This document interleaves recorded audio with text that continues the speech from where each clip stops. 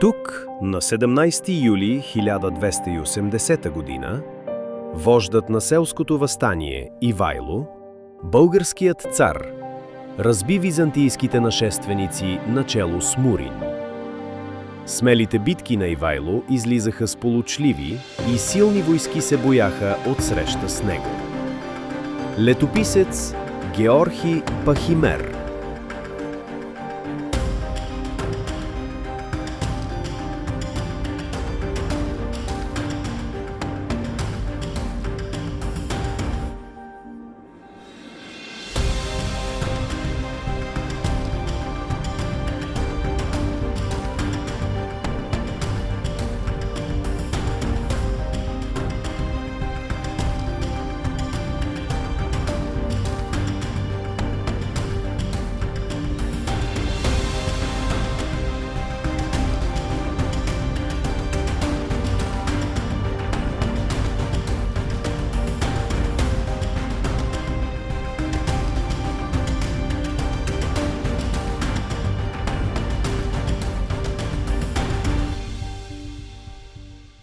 Ако България има света гора на своето просвещение, то това е Котел. Трудно е да се повярва как едно малко планинско селище е дало на нацията ни толкова много титани. Тук е роден Георги Стойков Раковски, патриархът на Българската национална революция. Тук доктор Петър Берон създава епохалния рибен буквар. От тези улици тръгват Софроний Врачански, Неофит Бозвели, капитан Георги Мамарчев и Стефан Богориди. Котел не просто ражда хора, той ражда будители.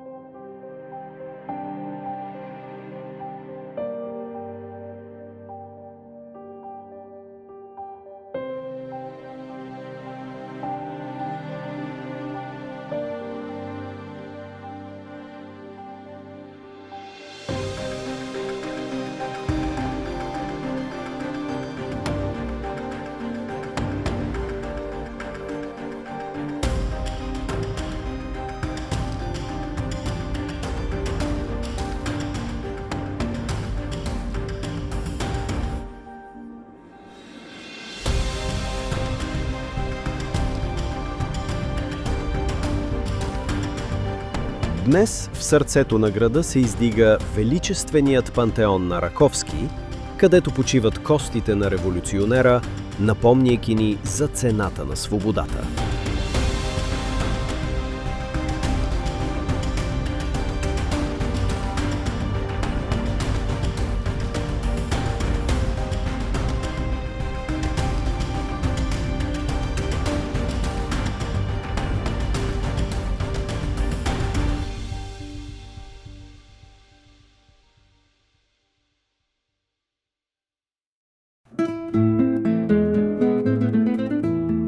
Котел не е просто дестинация в навигацията.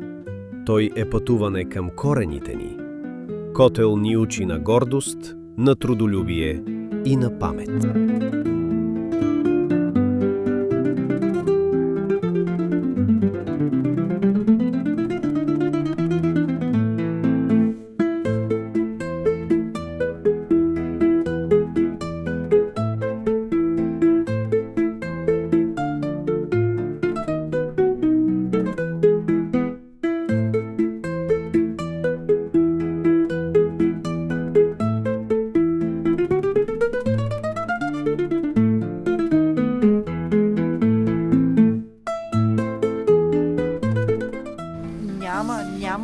Не знам дали ще има някой. Не знам дали ще има... Много съм доволна от лекцията в историческия музей. Трябваше да питаме как се казва. Но котел е и град на цветове, вплетени в нишки.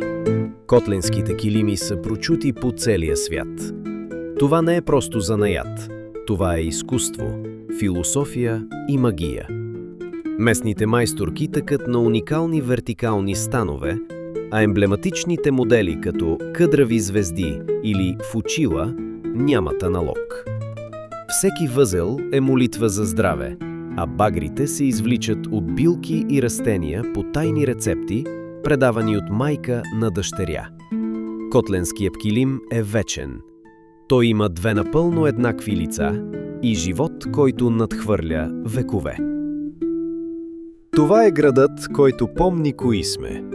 През 1894 година опустошителен пожар изпепелява почти целия град.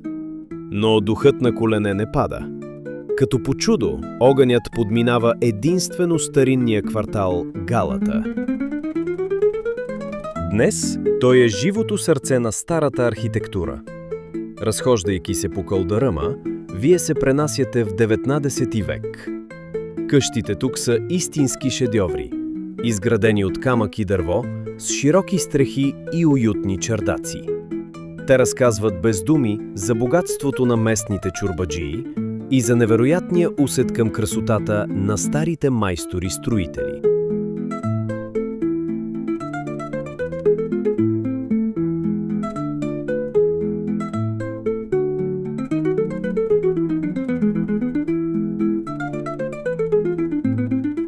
Когато си тръгвате от тук, вие отнасяте в сърцето си частица от магията на Балкана и гордия дух на Възраждането. В нашия забързан дигитален свят, град Котел ни предлага нещо изчезващо – лукса на тишината. Тук не идвате просто да разгледате забележителности, а за да забавите пулса си. Да усетите мириса на старо дърво, да чуете щурците вечер и да разберете, че истински ценните неща изискват време, точно като тъкането на един килим или раждането на една идея. Котел е място за завръщане към самите нас. Тук разбираме, че за да вървим напред, понякога трябва да спрем и да погледнем назад. Тръгваме си от Котел по-тихи, по-мъдри и с усещането, че сме намерили парченце от собствения си мир.